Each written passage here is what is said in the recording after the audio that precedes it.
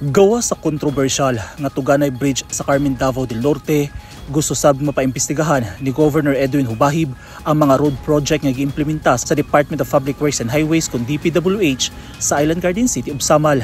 Kuyog ni Hubahib ang ubang opisyal sa lain-laing ahensya sa gobyerno o nagpahigayon sila og on-site inspection.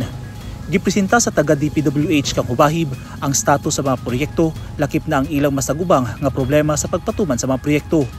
8 ka project sites ang ilang gibisita ato sa inspeksyon.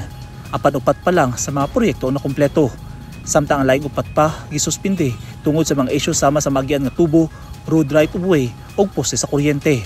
Apil sa giimbestigahan sa gobernador ang kalangay ug rason nganong nasuspinde ang konstruksyon sa Binuling Bridge project. Sa initial assessment, nakita ni Hubahib nga excessive kung nahinubra ang gigasto sa proyekto. Natingala ang gobernador sa ginatrabaho nga asphalt overlay sa kalsada ang gilaumang mahuman karong tuiga, apan anaa pa lang sa 49% ang completion sa proyekto. Gipasalig sa gobernador sa publiko nga padayong i-monitor sa provincial ug local government ang mga infrastructure development. Gipaybalusab niya nga doon na pay himuon nga laing hugna sa on-site investigation aron masiguro ang kaligdong ug gusto nga paggamit sa pundo sa gobyerno. Kuyog sab sa inspeksyon sa gobernador si Mayor Lemel Reyes ug mga board members.